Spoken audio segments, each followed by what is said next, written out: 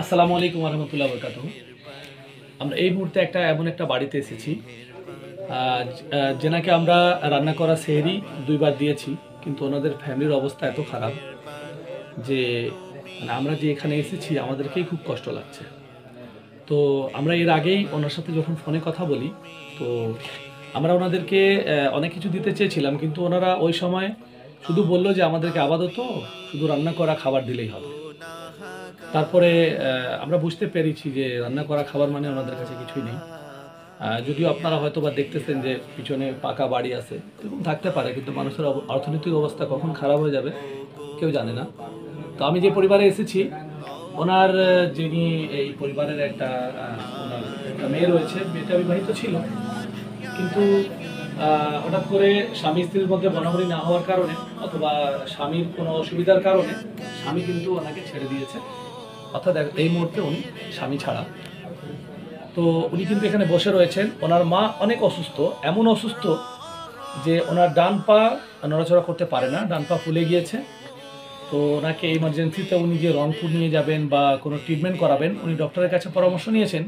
ইতিমধ্যে গরিব চিকিৎসা সেবা আমাদের যেটা সংগঠন রয়েছে সত্যি প্লাজায়, ওনাদেরকে ট্রিটমেন্ট দিচ্ছেন, ওষুধও দিচ্ছেন, কিন্তু পুরোপুরি ওনারা যদি এটা ট্রিটমেন্ট করতে চান তাহলে এই মুহূর্তে ওনাদেরকে ৫,০০০ টাকার দরকার আছে এই মুহূর্তে। অর্থাৎ রংপুর নিয়ে যায় ওনারা যে টেস্ট করাবে, এটার জন্য ৫,০০০ টাকার দরকার রয়েছে।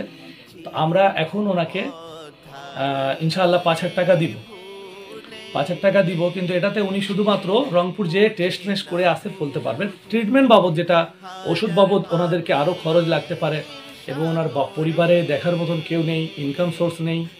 ওনার একটা ভাই রয়েছে, ওনার ভাইয়ের ৩টা নিজেই ছেলে রয়েছে, উনিও ফুটপাতে বিজনেস করে, এই জন্য ওনারাও কোনো মতন করে চলতেছে। এই জন্য ওনারা যেভাবে পারতেছে নিজেরা এক মুঠ খাচ্ছে, ওখান থেকে অর্ধেক মুঠ ওনাদেরকে দিচ্ছে, এভাবে করে এনাদের সংসার চলছে জানি না কতদিন ধরে।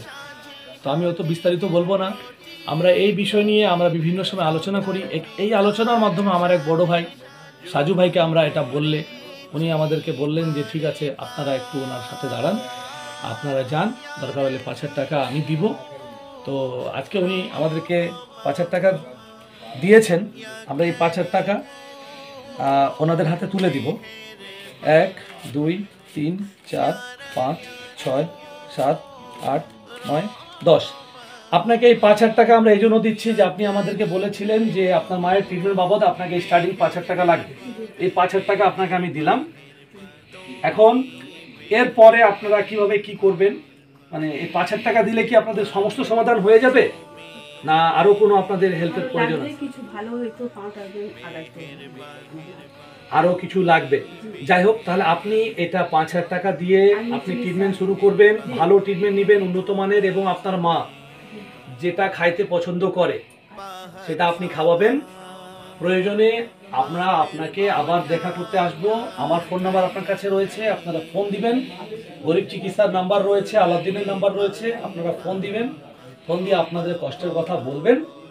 আল্লাহ যদি ইচ্ছা থাকে আমাদের মাধ্যমে আল্লাহ তাআলা আপনাদের হাতে যেটাই হোক আমরা যদি পাবো, আমরা ইনশাআল্লাহ আপনাদেরকে দিয়ে দিব। আমাদের পক্ষ থেকেও যেটা সম্ভব হবে আমরা আপনাদের সহযোগিতা করব। আমরা আহলে সুন্নাত ওয়াল জামাতের কিছু মুজাহিদরা আমরা এখানে দাঁড়িয়ে রয়েছি। আমরা এসেছি আপনার পরিবারে আপনার সাথে দেখা করার জন্য। আপনারা আমাদের জন্য দোয়া করবেন, আমরা যেন এভাবেই মানুষের পাশে দাঁড়াতে পারি, এইটুকুই অনুরোধ। আর আমার দর্শকের প্রতি অনুরোধ যে আপনারা শুনলেন সব কিছু। তো আপনারা যদি এনাকে সহযোগিতা করতে চান, যেহেতু ওনারা আগে ভালো অবস্থানে ছিলেন, তাই ওনারা তাদের নাম প্রচার করতে চাচ্ছেন না। তো ওনার অ্যাড্রেসটাও আমি প্রচার করব না। আমাদের নাম্বারে যোগাযোগ করবেন, দরকার হলে যিনি সাপোর্ট দিবেন, যিনি হেল্প করতে চান আমাদের সাথে এসে এখানে ওনাকে সরাসরিও হেল্প করতে পারেন, অথবা আমাদের মাধ্যমেও হেল্প করতে পারেন। ধন্যবাদ। এই বিষয় নিয়ে ২ মিনিটের কথা বলার জন্য আমি অনুরোধ জানাবো আমাদের আহলে সুন্নাত ওয়াল জামাত সৈয়দপুর উপজেলা শাখার সম্মানিত সভাপতি জনাব সৈয়দ আসিফ আশরাফ। আসসালামু আলাইকুম ওয়া রাহমাতুল্লাহি ওয়া বারাকাতুহু। আলহামদুলিল্লাহ, আমি প্রথমে শুকরিয়া আদায় করি যে আল্লাহর দরবারে যে আল্লাহ তাআলা আমাদেরকে তৌফিক দান করেছেন যে মানুষের ঘরে ঘরে গিয়ে আহলে সুন্নাত ওয়াল জামাতের পতাকা ধরে আমরা আজকে সৈয়দপুরের বুকে আমরা কাজ করতেছি। আপনারা জানেন যে অনেক লোক আছে যাদের দরবারে আমরা যেতে পারি না, ঠিক আছে, এগুলো আপনাদেরকে ফাইন্ড আউট করতে হবে খুবই তাড়াতাড়ি, যেহেতু এটা আমাদের নবীর সুন্নাত। ওমর বিন খাত্তাব রাদিয়াল্লাহু তাআলা সবসময় যখন তিনি দেশ পরিচালনা করতেন, বাসায় বাসায় গিয়ে সকলকে দেখাশোনা করতেন, বাসায় বাসায় গিয়ে রাতের মধ্যে গোপনভাবে মানুষকে হেল্প করতেন। ওই তরিকতকে নিয়ে আমরা আজকে আলহামদুলিল্লাহ মানুষের বাসায় বাসায় যাচ্ছি। তাই আমাদেরকে আপনারা সাহায্যের হাত বাড়িয়ে দিন। আপনাদের এলাকার মধ্যে আর বাজারে আপনাদের বাসার আশেপাশে যদি এমন লোক থাকে, তাহলে আপনারা তাদেরকে খুব তাড়াতাড়ি খোঁজ নিয়ে তাদেরকেও সাহায্যের হাত বাড়িয়ে দিন। এটাই আশা ব্যক্ত করে আমার বক্তব্য এখানে শেষ করছি। আসসালামু আলাইকুম রহমতুল্লাহ। ঠিক আছে, আমি সর্বোপরি আরেকটি কথা বলি শেষ করে দিব। আমরা যেভাবে নিজেদের কাজ এর পাশাপাশি আশেপাশে, অর্থাৎ বিশেষ করে আমরা সৈয়দপুরে একটা উদ্যোগ নিয়েছি, কার পরিবারে কি সমস্যা রয়েছে সমাধান করতে পারবো কিনা আল্লাহ জানে, কিন্তু সমস্যাটা বের করে জনগণের সামনে ইনশাআল্লাহ তুলে ধরবো। বাকি সৈয়দপুরের যারা বিত্তবান রয়েছেন, আপনাদের ইচ্ছা যে আপনারা আমাদের পাশে দাঁড়াবেন কিনা। ধন্যবাদ। আসসালামু আলাইকুম রহমতুল্লাহ।